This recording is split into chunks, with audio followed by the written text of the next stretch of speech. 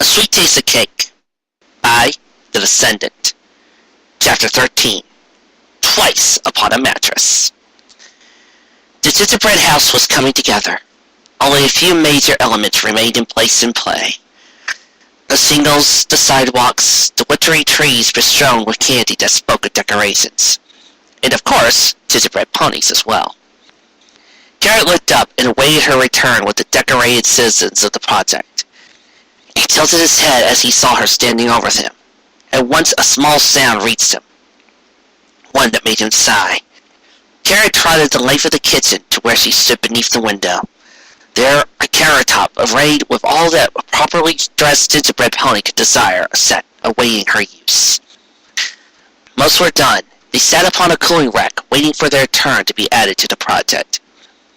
You could already guess what had brought her to work to a standstill, what made her stop in the midst of their project.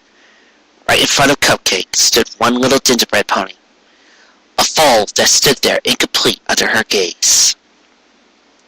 Her sighs rose to meet him as he sat beside her. Outside the window, families were going by. Earth pony families, Pegasi families, and unicorn families all trotted past.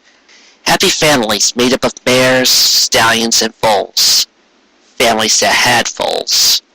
He nuzzled her. As she leaned into him, she was careful to avoid the frosting that still sat upon his nose. Together, they sat in the brilliant sunshine and watched the families that go by that included one thing that had eluded them. One part of the puzzle that had not come to play. Or two parts if you know the series. Being born an equestrian of any of the three races means that you are a magical creature. One raised in a magical land, and one that sees magic as commonplace. Your daily life is filled with magic. Magic that makes light appear in darkened rooms with an audible snap. Magic that runs the devices that make your life so easy. Magic makes it possible for you to watch movies, to run sewing machines, to power blenders and mixers. The very fabric of Equestria is alive with magic. Magic is a part of the very fabric of all that surrounds you since your birth. Rock farmers, those studious geoculturists, gather magic from the very earth. Vast dams capture the magic that swirls within the waters that rush through the land. Overhead clouds, guided by magic, sit in your sky. And the very sun that shines down upon you will still be on the other side of this little world.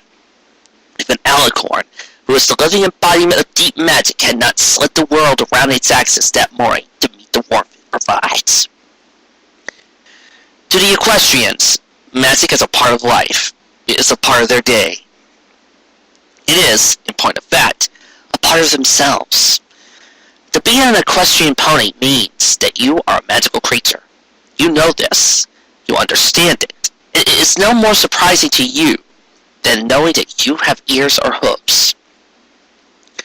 True, the magic differs from pony to pony. Unicorns drape themselves in it, wafted around in visible auroras of color and light, form great spells with it that amaze and terrify. Pegasi wear their magic as a part of themselves, channel it through their wings to gain the fight that defines their race. They use it to separate the clouds, lift the waters, drive the rains and snows before them, and move the weather that a dark magic long ago denied this magical land. The earth ponies keep it still and quiet. They wear its badge. To them, the magic is eternal and defining. It flows from the land and into them, and from them back out into it, giving them the resolve and fortitude. To an earth pony, magic is personal. Their strengths are fueled by it as much as they feel it, returning to the land that gives them their name. There are other magics. Magics that sit inside each equestrian as much, if not more, than those that define the races. The magic that defends you against magical diseases, keeps you safe from drifting bits of magica vasto that could harm you if you were on the downside of your luck. The magic helps you learn, sitting astride you as your mark. The magic guides you through life, accompanies you until your dying day. It is your companion. It is your friend through your life from the moment your conception and even before that. magic is responsible for your birth. It is a truth spoken to foals whose curiosity about where babies come from has gone beyond what the old pleasant lies about magic mirrors can supplicate. Oh, they come through magic. Speak to their parents in half-truths, leaving out the icky discussion about biology that most certainly is required to begin a new life. Yet, the magic is fundamental to it. It must play its part. Being an equestrian pony means just that you are a pony, not a honey. You are ruled first by thought, then by your magic, and lastly, your biology. You answer to intellect, not instinct. You are not some wild, soulless prey animal who mindly goes a whole year eating grass and running away at the slightest hint of danger before the few days of estrus take control of your mind and force you to procreate. Your mother did not suddenly go into heat and stand winging on the street corner to be serviced by a stallion like some feral beast of the field. Although, to be fair, being in the heat is hilarious! It is a gift given to the equestrians, that as much as a child must be conceived biology, that the magic too must be answered. Magic is just as a fundamental part of their lives as having a heart, a mind, and lungs. Every adolescent who has ever had to sit through embarrassing movies in health class knows. The magic must be asked to join the efforts of a couple to produce a child. Must be welcomed into the hearts of both before the biology can play its part. That is all it takes for the magic to be asked. With that, an act that was once simply an act of pleasure and intimacy shared between two ponies was now that much more. The magic awakening parts of the mare that, while ready for their function, had not been asked to perform it. That is the great gift given to the equestrians, that no child is unwanted, that each is in fact pleaded for. That was what Carrot and Cupcake had done in the kitchen that day. They had spoken it aloud, said it to themselves, and promised it to each other, admitted aloud that this was now their wish. The magic would have known if they had not said it. Even if longed for within the heart, it knows. It knows many things. It must decide. Soon books had begun to appear around Sugar Cube Corner. One with names like Naming Your Baby, Choosing Your Baby's Name, and How in the well to guess what in the buck your baby's cutie mark and special talent are going to be so you don't settle to full with a ridiculous name for the rest of their mortal life. It's an autobiography. Catalogs appeared. Ones that featured an array of educational toys. Ones that featured an array of devices and other instruments that Cupcake pondered with increasing interest. Please, she repeated, I want this. I'm ready for this. After days of consideration, Cupcake had finally designated one room. The one at the farthest end of the hall that kept the sun nice and warm to be the nursery. With that, Carrot had spent whatever time he could moving the furniture, painting the walls a nice happy color, and laying some fine new carpet. Of course, once he had done all that, Cupcake changed her mind and designated the middle room, the one closer to their bedroom, as the nursery. With that, he once more used whatever time he could during the day to once more move the furniture, painting the nice happy color, and once more laying the fine carpet. Please, he said aloud to his tools in the unused portion of the carpet, I want this. I'm ready for this. As a side note, I don't think you people should start playing the opening of Up during this scene. Could start breaking you. Soon their secret was out. The news that they were trying to have a foal reached all levels of their family circle and deep into their network of friends. Soon Cupcake found herself being told what foods she could eat to help her chances, how to do odd things with her hips after their attempts, what exercises she should do. Her mother even volunteered to make her a special soup made of herbs that she was pretty sure were only useful as decorations and repelling mosquitoes. All of these sounded like old mare's tales, as he looked at each with deep disbelief. As a month of trying had become months, she tried them all religiously. Please, please, please, she begged aloud. I'm ready for this. Please, I really am. He too began reading articles in the backs of magazines that he would never consider perusing. He found one article that announced that muscles would assist his potency. This only resulted in him spending one night monopolizing the bathroom, as he discovered his intolerance for a certain shellfish. When his small circle of friends found out what he was attempting, first came the usual innuendos about the hard work he was doing. Soon after came the genuine advice. One of Carrot's friends, whom already had several children, delivered a certain box wrapped in brown paper to Sugar Cube Corner. Upon the box was a note that promised that all the items within were guaranteed to work. Upon peering within the box, Carrot and Cupcake looked at one another with mounting skepticism. As their nightly attempt drew near, he stood in the bathroom and looked at the contents once more. To him, it all appeared to be Hoey. As he looked at each device with a look of deep doubt fell over him. And yet, months had drawn into seasons, and so he determined to try them all. Please, please, he said aloud, I want this so much. I want this for her, for us. A few minutes later, Carrot peeked out of the bathroom at her. Then he slowly revealed himself. Upon him stood all sorts of gadgets and contraptions that promised to assist in every aspect of the magical and biological components of conception. As he walked to bed, he jingled, jangled, chimed, and tweeted as metal and plastic and latex spun and flapped. A dozen or so devices covered him, all of them twirling, twisting, making insincere noises. He was Robo-Fucker. He stood at the edge of the bed, with uncertainty painted across his face. Misgivings played out upon his features as something whirled and something else vibrated enthusiastically. As they stared at another for a long time, stared across the reach of the bed as the contraptions flipped and flopped, beeped and bopped. I'm thinking of a Dr. Seuss rhyme, my apologies. As Carrot stood there, he saw Cupcake's hoof came up to her mouth. An emotion spread behind it that she was trying to hide, fighting to keep within. He raised his hoof, stepped forward, worried that she may be upset, even scared. However, as he buzzed and binged and various components of his ensemble began to shake and flutter, she lost control of her emotion and began to laugh.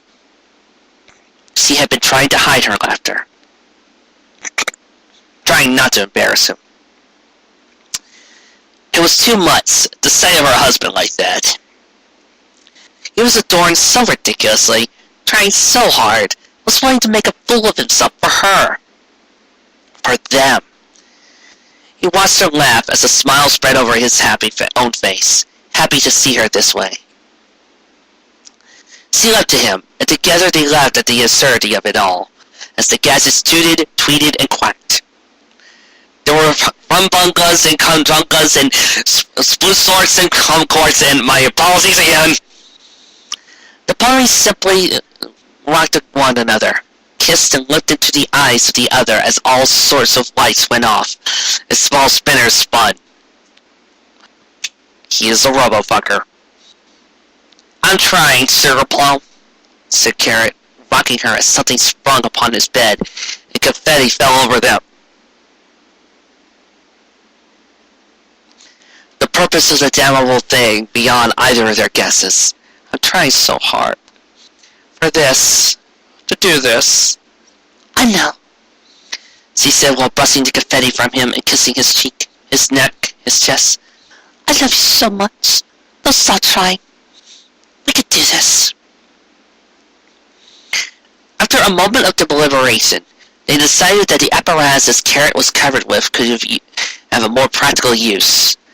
Together their imaginations crafted a delightful bit of impromptu theater. Carrot portrayed a creature from another world, one that carried her off to slake his alien devices as he swooned in his forelegs.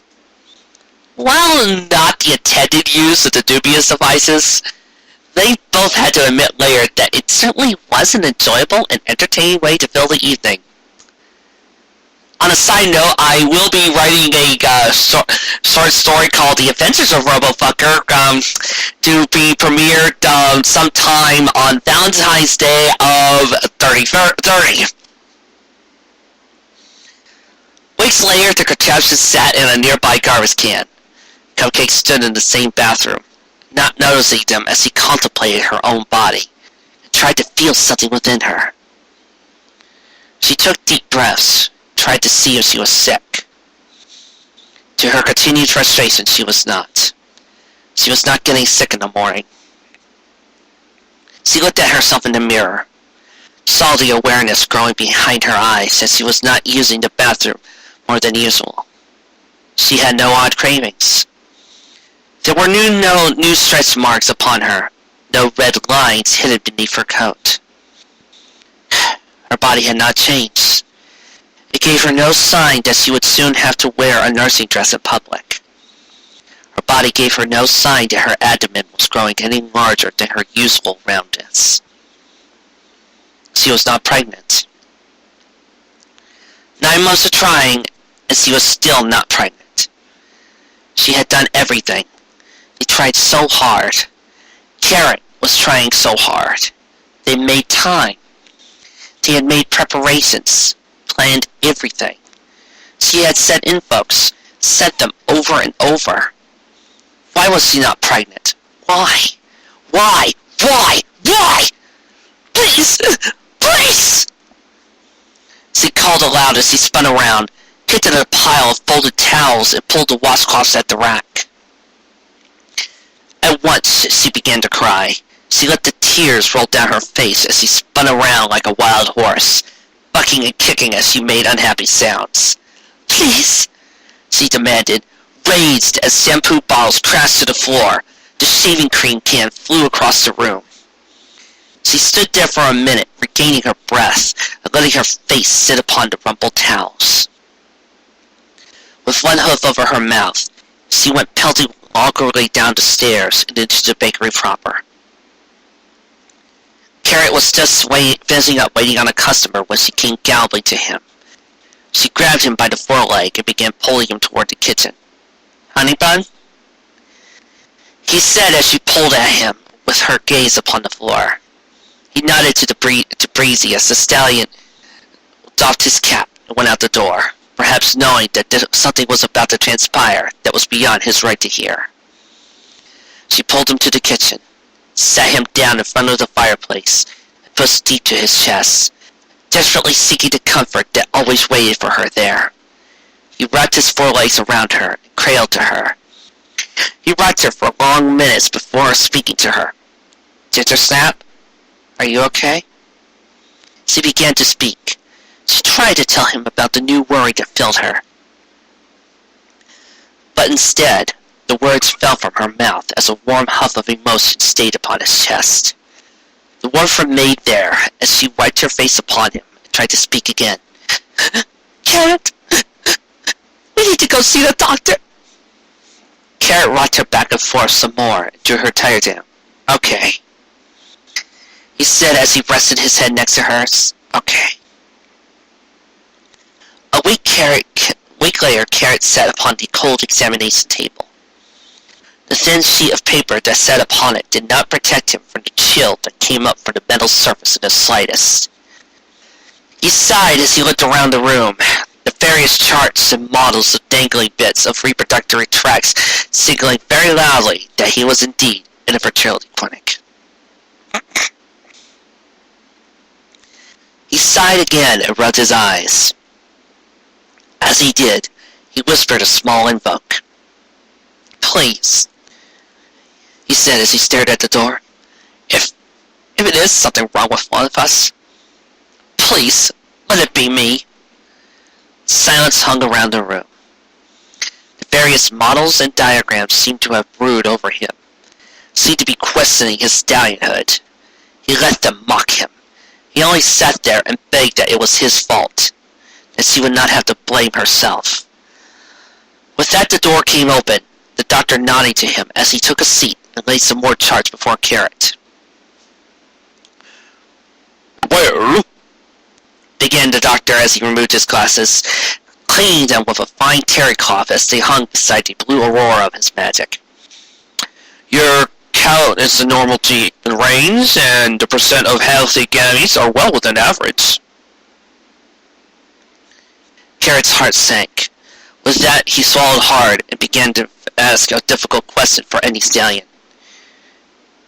"It's the reason we're having trouble, Ben, because I'm rather on the smallest," sighed Carrot. The doctor quickly interrupted without looking up from where he paused to clean his glasses. "I can assure you, Mr. Cake," said the doctor, his calm, professional demeanor not falling for a second, "that there is nothing about you biologically that is preventing you from having falls." "Oh no," spoke Carrot, his little words sliding out over models and diagrams. "Cupcake." "Whereas you're both here to discover why you are having trouble with conceiving, it does not break my doctor impatient privilege to tell you," began the doctor, waiting for Carrot to finish swallowing in anxiety, "to tell you that your wife is entirely healthy as well. There is no biological reason why she cannot have a foal." He finished as he still worked furiously at his glasses.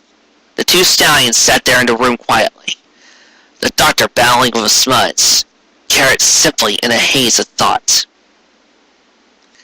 Carrot wondered what type of things a fraternity clinic the doctor might get on his glasses that would stain him so. Carrot shook his head to drive the thought from him. Then, stammered Carrot as his voice gave to the simple truth that hung there in the room. "It has to be magical, right?" The doctor finished cleaning his glasses and placed them back on his face. He blinked and turned towards Carrot. "Yes," said the doctor as he painted a professional smile and gathered up some of the clipboards he brought with him. "That is the only other real reason that presents itself, and, unfortunately, it's the one we could do least about." The doctor flipped through some of the papers and directed his magic across the room to gather up a pencil. "Let me ask you some questions about your personal magic, Mr. Cake," said the doctor as he began to scratch away. "You do wish to have children, yes? You've eternalized that?" "Oh, yes," answered Carrot.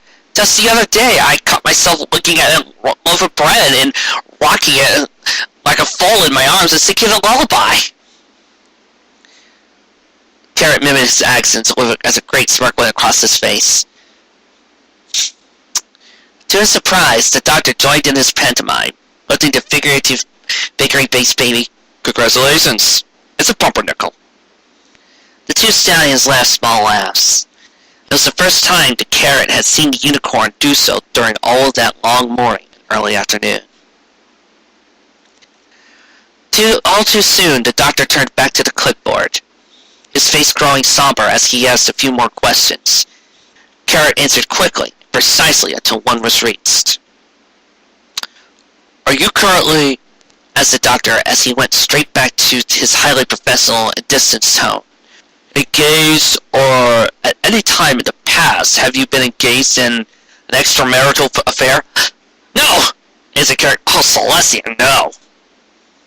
"It's part of the checklist, Mr. Cake," intoned the doctor, who looked at Carrot over his glasses, drawing Carrot back down into the stillness before returning to his chart.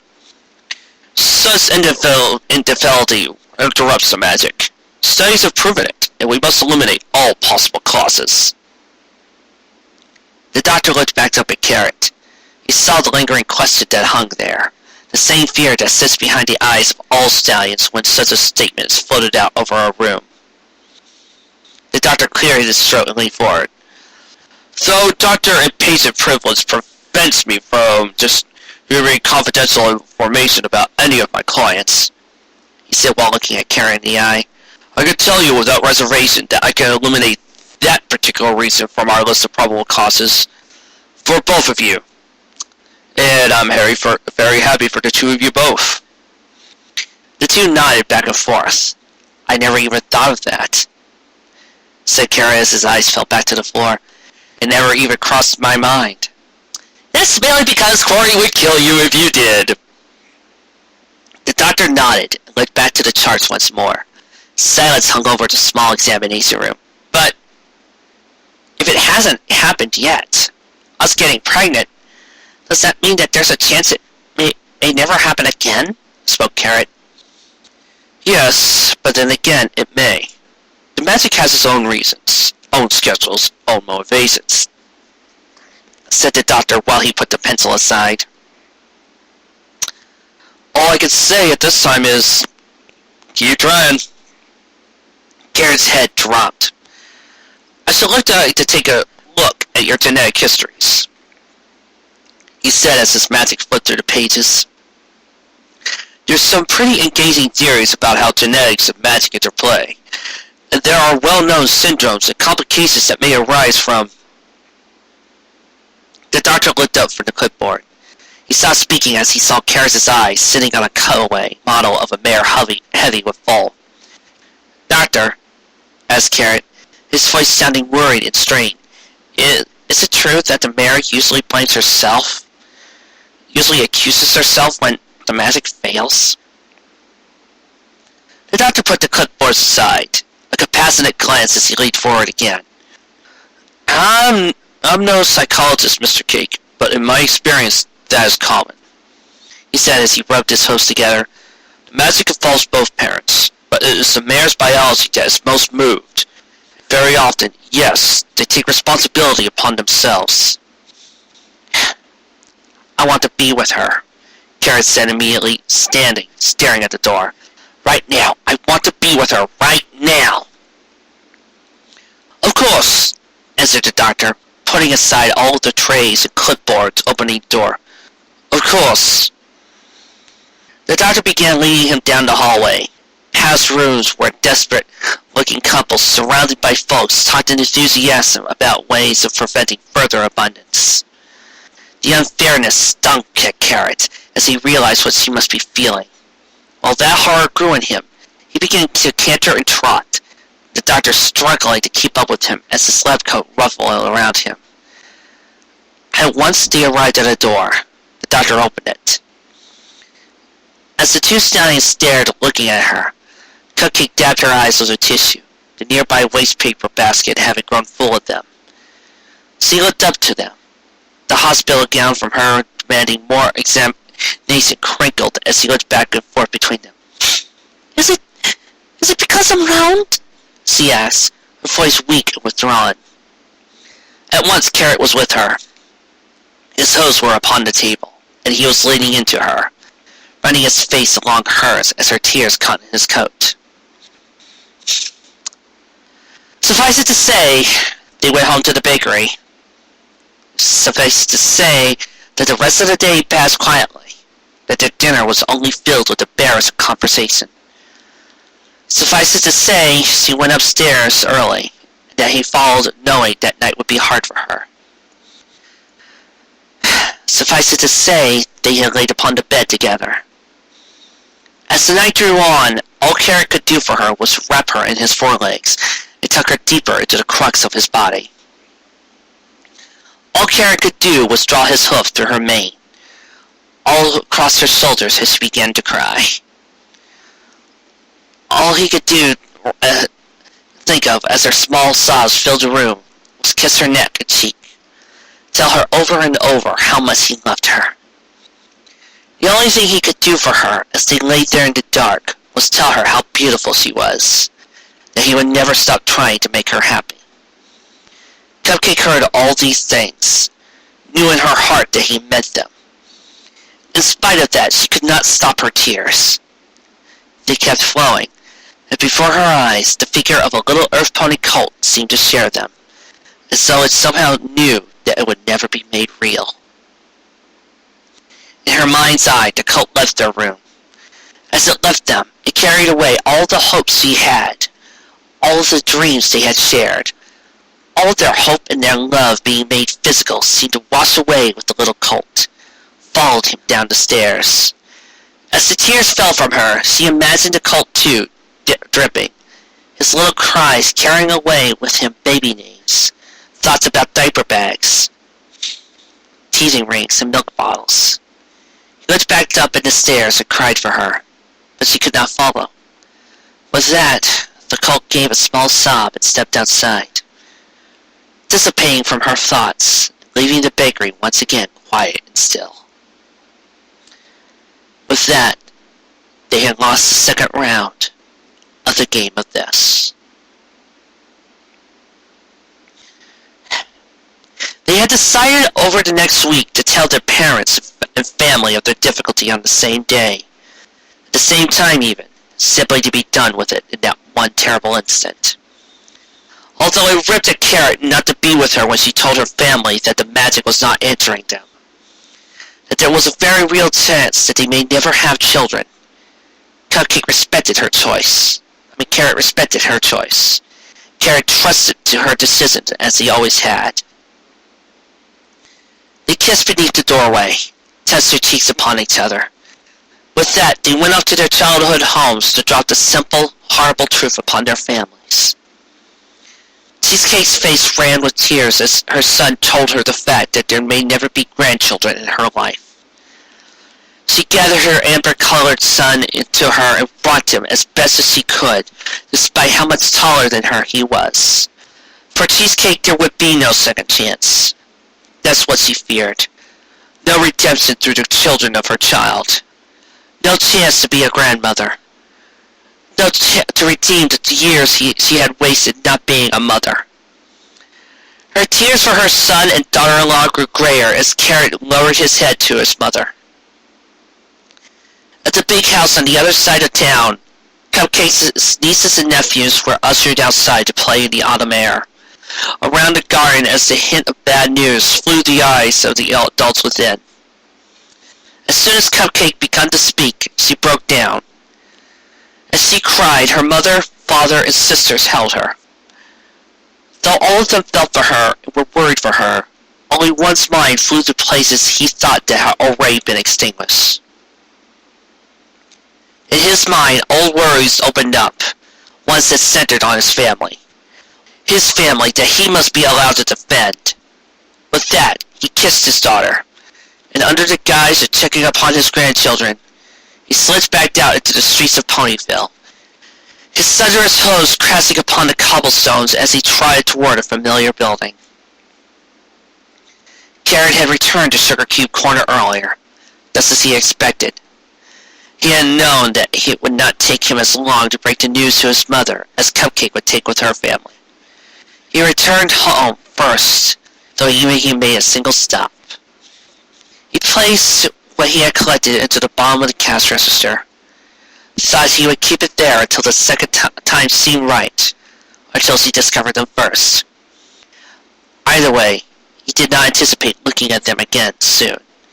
He checked the pies and cakes, the cannoli stack and the pastries. They were all still there, though nothing had changed. The bell rang upon the door. Sliding up behind the counter, Carrot looked up, glad for the distraction of having a customer to drive his mind off his thoughts. "Hello, welcome to Sugar Cube," he began. The face of Quarry stared back at him, impassable, distant. "Mr. Quarry, sir," said Carrot. I did. Cupcake catched you before. You came here? We have some news." "I heard it, Cake," said his father-in-law. Quarry's hooves sounded out as he looked around the showcase room and back to the face of the Amber Stallion. Quarry ran his hooves through his mane. Carrot looked over the bridge of his nose. "She's up there right now. The mare's all crying and whimpering. How is it that you're here, Cake?" Carrot startled and looked to Quarry as the massive stallion eyed him with an expression Carrot couldn't name. "I went to tell my mother," he answered. "How's she take it?" asked Quarry as he took a few steps closer. "Not good," answered Carrot. "Not too terribly well at all." "Are you going to leave her?" came the voice of the stallion. the low rumble Carrot heard upon their first meeting in the mill. It was the man for retrieval of information. Cold, impersonal, dangerous. What? Who? My mother? Asked Carrot, not understanding the question in the least, the very context of it escaping him. Cupcake! Answered Quarry as he stomped one of his hosts to the wooden floor, making the display cases rattle and a distant cupcake fall to the floor. What? Sir, I can't even... said Carrot as disgust flew through him, as he realized what this immense stallion was implying. You're gonna leave my little cupcake cake? You're gonna take off on her because you can't give your false? Said Quarry. His face began to twist, the redness growing in his eyes. Yet it was not rage that hung there. None of the wrath that Carrot had seen upon Quarry before. It was worry. It was deeply pronounced worry and fear. Well, sir, we can still have foals. It's just the doctor said that, Carrot stammered. Quarry's host slammed to the floor, his eyes coming all alight as the clatter of his mass shook the pillars and made the carefully erased cannoli stack come tumbling down.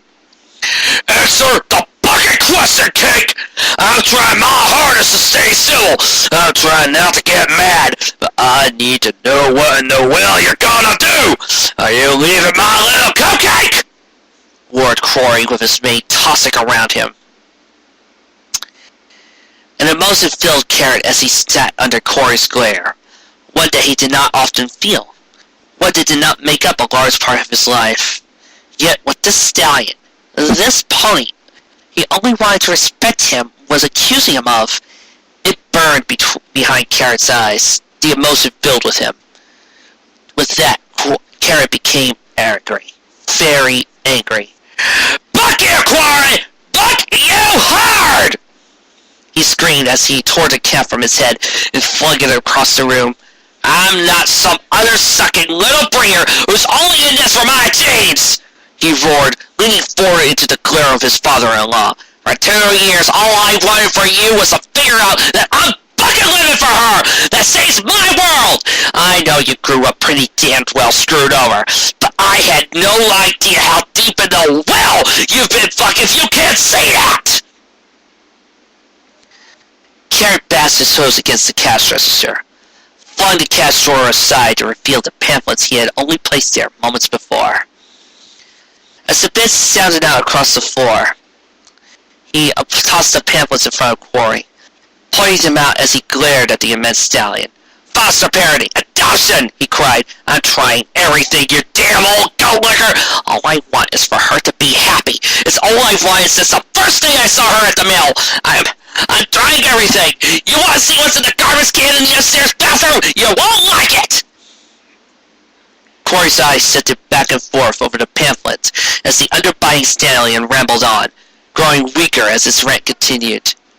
As Cake began to lose steam, Quarry realized that the gangly stallion had now surpassed the combined time of all who dared yell at him since he was 12 years old. He listened with a cold glare as Carrot slowly fell out of his tirade and began to fall exhausted over the counter. As he looked at the stallion, an emotion moved in Quarry. I just want to make her happy. That's all I ever wanted, finished Carrot. I had hoped you fucking see that by now, you old bastard. All I want is for you to know that. All I've ever wanted from you. Carrot looked up to see Quarry still standing over him, something hidden behind his old glare. At that moment, Carrot realized he had just been yelling at Quarry. In his mind, he pictured this not ending well. There was a sudden rush of movement. Carrot opened his eyes to the peculiar sense that he was flying. The old stallion began to make a noise, one that sat somewhere between a sigh wrapped in a sob and encased in a ball. Quarry stood to his hind legs, rigid in his mane, almost brushing against the ceiling of the bakery. Carrot felt himself wrapped in the most uncomfortable hug he had ever experienced in his life. Carrot's rear legs laid upon the counter, his stomach and barrel hovering in the air. His chest and head were pressing up against the large frame of Quarry. The older stallion danced his hooves, the loud ringing out around the room. Carrot felt himself begin to slip. As he did, his forelegs went to the only place he could, around the neck of the stallion into his withers, embracing his father-in-law in one of, if not, the most awkward hugs in equestrian history. "I just want her to be safe," snorted Quarry, his hybrid of sounds and emotions reached out and over them. "Can't bring myself to ever really believe that some pony don't want something from her, from us." Carrot, firmly buried in the mammoth stallion's chest, hung there wide-eyed and attempted to pat Quarry on the back. "Couldn't make sense of it at all. Of you," continued Quarry while he rocked Carrot back and forth. "But I ain't so stupid to see it. I had to ask you. Needed to get in your head." Carrot then saw the point of Quarry's visit. He needed to see Carrot's love for his daughter again, to prove to himself that love was real outside the small definition he had set for himself. Quarry had needed to be real, in places other than behind the gates of the fortress he had built. I just needed to see it again, Carrot. To know it. Oh, Celestia. Sorry, Carrot. You're so good to her. So good to my little cupcake. You're a good son, Carrot. You're a good son. Quarry concluded, very nearly crushing Carrot as he wrapped him deeper in his brace. Everything about that statement swam through Carrot. The way that he had called him Carrot instead of Cake. The way he had admitted that he saw their love, saw the lines of causality that bound him to Cupcake. The way he let it out in law and only called Carrot son. No stallion had ever called Carrot son. Ever. Quarry pulled Carrot gingerly over the counter and helped him to his hooves. As the day wore away, the two stallions stood there as the emotions flew between them. "Mr. Quarry, sir, I... Damn it all, Carrot!" interrupted Quarry as his jaw shifting back and forth before again settling into a smile. "Just call me Quarry." "Quarry," said Carrot, returning the smile. At that moment, the bell above the door rang. Cupcake entered to the sight of her husband and her father standing there with tears on their faces. The cash register flung open, the various baked goods having fallen from their racks. What's going on?" she asked as Carrot dove for the countertop and seemed to pick up some pamphlets away. At the same time, Quarry attempted to hide a falling Cupcake, apparently stomping on it so hard it vaporized. "Nothing!" called the two in unison, big fake smiles appearing on their otherwise tearful faces. She eyed them dubiously. That had been a hard day on many fronts. Their nightly attempts had ended that night after they had come home from the doctor. For the last week, all that she wanted to lie with her hose wrapped in hips, so Carrot did just that, trying to draw out her pain. Cupcake stood and left to the bed and go and sit in front of the window. She stared across Ponyville, the moonlight casting across the thatched roofs of the little city. He watched her sitting there in the moonbeams. Her soft tones were muted in the darkness of the bedroom. It seemed somehow like she had shrunk over those few hard days that accumulated with the reveal to her family. Carrot spun and rested his body across the foot of the bed. He began to speak to her softly. Yes, he said. He had not gone as they planned or they had wished. They had a right to be sad. They had so many wonderful hopes, had pictured how it might look. He lifted his head and spoke to her as he still peered out the window. There was no fault here, no blame. This was something beyond their control, something over which they had no power. This was something that he was not afraid of. Cupcake turned around and looked at him. There, she saw her husband's head upon the mattress, peering up to her with consoling eyes. He was not afraid, he said, because she was going through this hard time with him. The only way he would ever be afraid was if somehow she were not there.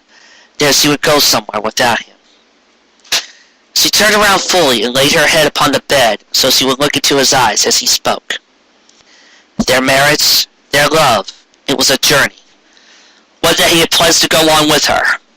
It was one that had already led them to so many wonderful places. Yes, one border had been set to them. One place that they had strived to reach had been closed off and put out of their grasp. They would put away the baby name books and the few toys. They would re-practice the crib, if just for now. But the journey itself would go on. She leaned forward and gave him a tiny kiss. There were so many places, he told her, that this journey could take them. Wherever you want to go, he said, repeating a promise first spoken in that room. I'll go there with you. She stood and looked down at him as he lay there smiling. Oh? And where do you think we would go first? She said, peering down at him with the wicked little smile he adored. Where does the journey go from here? How about... He looked at his hoof to her. How about we start by exploring the great and unknown continent that is our bed? Her laughter rang out through the darkened room. As he continued, he wiped her hoof across his face. The comment had been ridiculous, but spoken just so, and his smile still reached for her. How could she refuse to partake in such a wonderful and daring expedition? With that, so they did. Oh, I'm sorry, I almost forgot to stop.